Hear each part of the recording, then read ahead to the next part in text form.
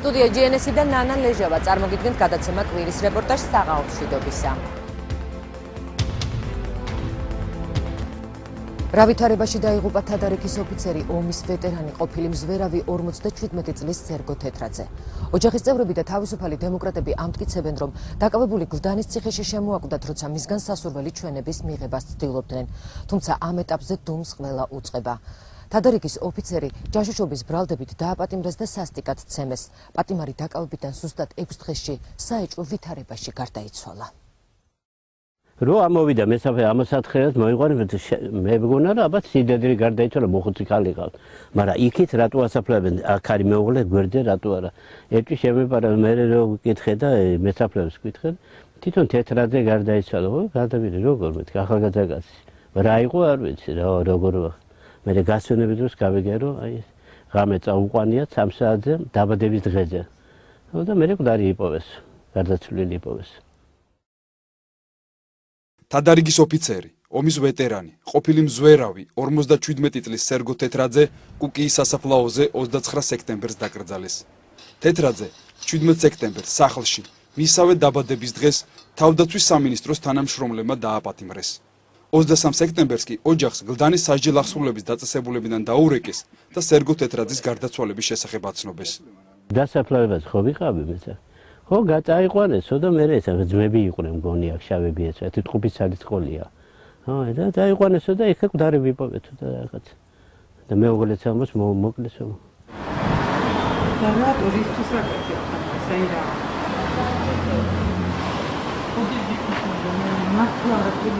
მოკლულის ოჯახის წევრები მედიასთან ურთიერთობას და საჯარო განცხადებებს გაურბიან.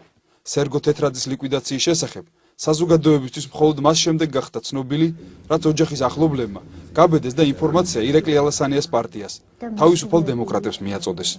ისინი ამბობდნენ, რომ თუ ეს საქმე, როგორც არაერთი სხვა საქმე მიიჩქმალებოდა და არ გახმაურდებოდა, უკვე აღარავის ჰქონდა იმის გარანტია, რომ ხვალ ზეგ მათ მეუღლეებს არ მიაკითხავდნენ შინ.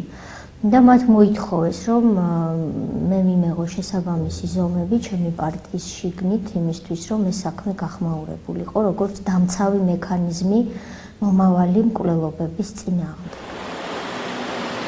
ოჯახის ახლობლების მონაყოლიდან ირკვევა, რომ სერგო თეთრაძე 17 სექტემბერს დილის 7 საათისთვის საკუთარ სახლში წინამძღვრიშვილის ქუჩაზე დააპატიმრეს. თავდაცვის სამინისტროს წარმომადგენლებმა, რომლებიც სამხედრო ფორმაში იყვნენ ჩაცმული, ჩრეკას არავინ დაასწრეს და შედეგად სერგო თეთრაძის ბინაში გეოგრაფიული რუკები და მეხსიერების ბარათი აღმოაჩინეს. თავად მეუღლეს უთქვამს, რომ სერგო თეთრაძეს ამგვარი ფლეშკა საერთოდ შინ არ ჰქონია და ის ამ ფლეშკას პირველად ხედავდა. თეთრაძის აყვანიდან და ჩრეკის დასრულებიდან რამდენიმე საათში წინამძღვრიშვილის 67-ში სამხედროების კიდევ ერთი ჯგუფი მივიდა. მათ ამჯერად სარდაფი გაჩხრიკეს და ოჯახის წევრებისთვის გაურკვეველი წარმომავლობის ტომარა ამოიღეს. ტომარაში ერთი მჭიდი და ერთი ვაზნა აღმოჩნდა. მეზობლები პირად საუბარში ამბობენ, რომ სამხედროების ახალი ჯგუფი რატომღაც მხოლოდ მეგრულად საუბრობდა და განსაკუთრებული უხეშობით გამოირჩეოდნენ. ჩვენ ვეცადეთ გარდაცვლილი სერგო თეთრაძის მეუღლესთან დეტალების დაზუსტებას, თუმცა ნანა თეთრაძე ისეა დაშინებული, რომ სატელეფონო კომენტარზეც კი უარს აცხადებს. არაფერი არ გამოამჟღავნოთ, იმიტომ რომ მე აღარ შემიძლია მაგ თამაშებში უკვე მიიღო მონაწილეობა. ეს ძალიან მტკივნეულად იმაშვება ყველა ჩვენთაგანზე და აქედან მე პრესინგებს ვეღარ ვიტან უკვე. სერგო თეთრაძის დაკავებიდან 24 საათის განმავლობაში მისი ადგილსამყოფელის შესახებ არაფერი იყო ცნობილი. მხოლოდ დღის ბოლოს გაირკვა, რომ ის თავდაცვის სამინისტროს კუთვნილ ტერიტორიაზე ჰყავდათ. სწორედ აქ მიეცა ოჯახის მიერ დაქირავებულ ადვოკატს თამარ იასეიშვილს თეთრაძის ნახვის საშუალება პირველად. ახლობლების თქმით, ადვოკატმა ოჯახს აცნობა, რომ სერგო თეთრაძე საშინლად იყო ნაცემი. ამ ინფორმაციის გადამოწმება შეუძლებელი აღმოჩნდა, რადგან მედიასთან არც ადვოკატი ურთიერთობს. სატელეფონო კომენტარში თამარ იასეიშვილმა მხოლოდ ის გითხრა, რომ თეთრაძის საქმე გასაიდუმლოებულია. სამწუხაროდ მე ხელი მოწერილი, რომ არ ვქრო არანაირი ინფორმაცია არ გავამჟღავნო, ეს ასეა, გაუძებელს აქვს ამისი უფლება და ამის გამო მე არ მაქვს უფლება ვისმეს რაიმე უთხრა თითქმის ამათის წესით ვაგებ პარკს. კომენტარზე უარს აცხადებს თავდაცვის სამინისტროც, რის გამოც შეუძლებელია იმის დადგენა კონკრეტულად რა მუხლით წარედგინა ბრალდება დაკავებულ სერგო თეთრაძეს. ან რატომ დააკავეს თადარიგში მყოფი თეთრაძე თავდაცვის სამინისტროს წარმომადგენლება, როდესაც ეს შინაგან საქმეთა სამინისტროს პრეროგატივა იყო. შეგიძლიათ რომ გამოაგზავნოთ წერილობით მეილით და გადავწყვეტთ ეკონომიკის დეპარტამენტს. კომენტარს არც სასჯელახსრულების, პრობაციისა და იურიდიული დახმარების საკითხთა სამინისტრო აკეთებს. თბილისის საქალაქო სასამართლოს ვებგვერდზე არ არსებობს ინფორმაცია იმ სასამართლოს ხდომის შესახებ, რომელიც სერგო თეთრაძესთვის აღმკვეთი ღონისძიების შეფარდების მიზნით ჩატარდა. 19 სექტემბერს საღამოს 7 საათზე გამართული სხდომა დახურულად გამოცხადდა და პროცესს მხოლოდ ადვოკატი დაასწრეს. ოჯახმა სერგო თეთრაძის შემჩნევა მოახდინა მხოლოდ სასამართლოს შენობის დატოვებისას, როგორც ჩანს, ის ძლივს დადიოდა და იყო უკვე ნაცემი. ამის შემდეგ ოჯახს სერგო თეთრაძე აღარ უნახავს. 23 სექტემბერს გვიან ღამით თეთრაძების ბინაში დარეკეს და ნანა თეთრაძეს და შვილს დათა თეთრაძეს ოჯახის უფროსის გარდაცვალების შესახებ შეატყობინეს.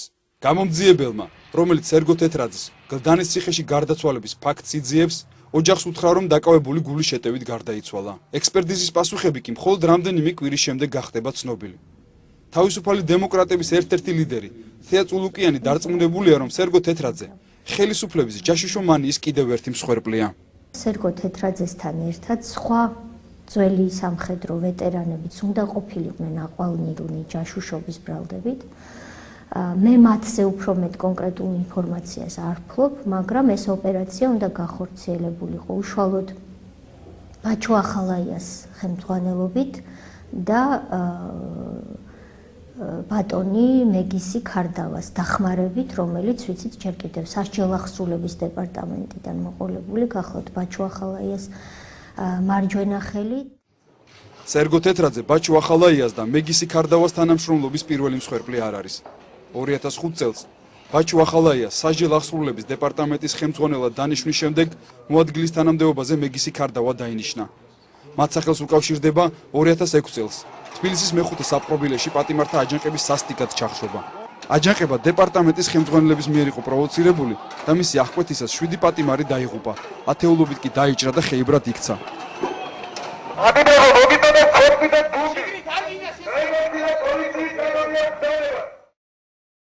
მეგის ქარდავა დღეს უკვე თავდაცვის სამინისტროს სამხედრო დაზვერვის დეპარტამენტს ხელმძღვანელობს.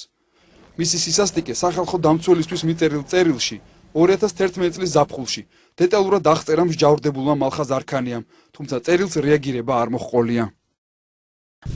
ვინც მედიის მიყვებოდა, მაგან ძალით შემოჭამა ის ქაღალდის ნაწერი. მერე ეუბნება, რომ ისევ ჩავიყვანე ქვემოთ.